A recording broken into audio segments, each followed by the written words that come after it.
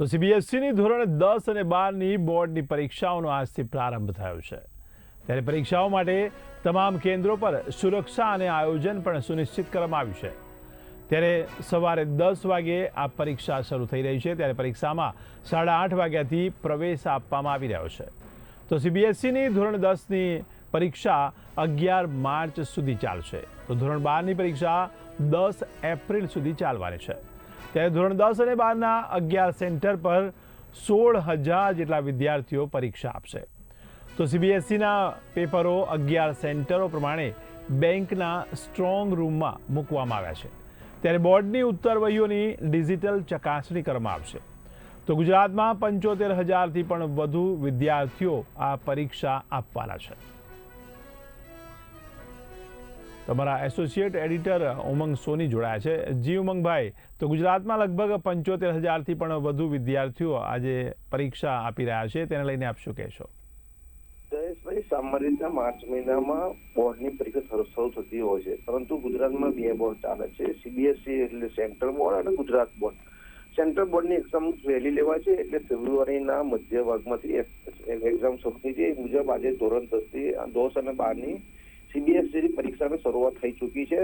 તમે જણાવી દઈએ કે 1 થી 1.5 કલાક અગાઉ વિદ્યાર્થીઓને એન્ટ્રી આપવામાં આવે છે। સવારે 10 વાગ્યાથી પ્રથમ પેપર છે, સવારે 8:30 વાગ્યાથી આ લોકોનો પ્રવેશ આપવામાં આવ્યો છે।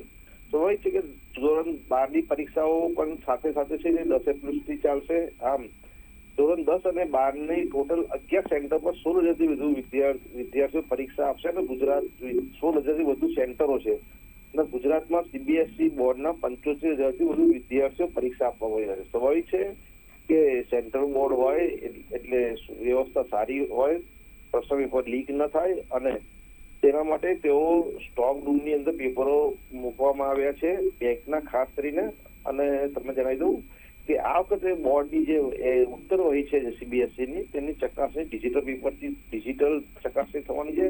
એટલે કોઈ પણ આશંકા ચોરીની કે ગડબડની આશંકા ન રહે તેને મહત્વનું સ્થાન અપાયું છે। આમ ધોરણ 10 અને 12 સીબીએસઈ બોર્ડની પરીક્ષા પ્રારંભ થઈ ગયો છે અને આ પરીક્ષાઓ તમારે 11 માર્ચ સુધી ચાલવાની છે 10મા ધોરણની, અને જે 12માની એક્ઝામ છે 10 એપ્રિલ સુધી ચાલવાની છે। એ તમારી માહિતી સાંભળી રહી છે। જી, ખાસ કરીને ધોરણ 10ના જે વિદ્યાર્થીઓ છે એ પહેલી વાર પરીક્ષા આપતા હોય છે, તેમને લઈને કેન્દ્ર પર કેવી વ્યવસ્થા ગોઠવવામાં આવતી હોય છે?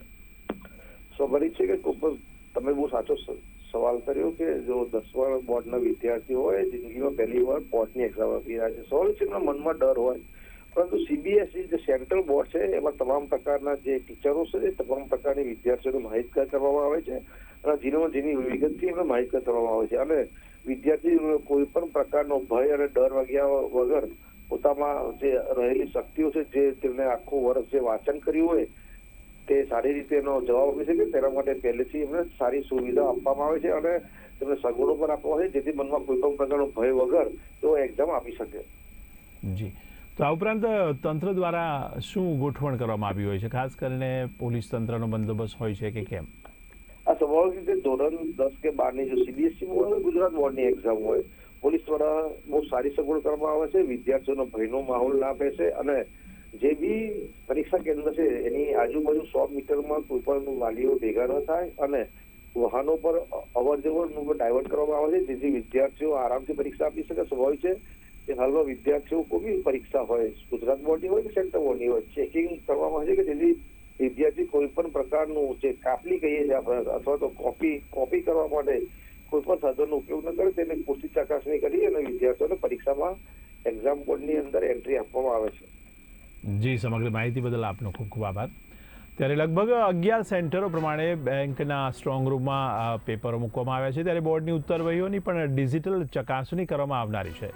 ત્યારે ગુજરાતમાં 75,000થી પણ વધુ વિદ્યાર્થીઓ આ પરીક્ષા આપવાના છે।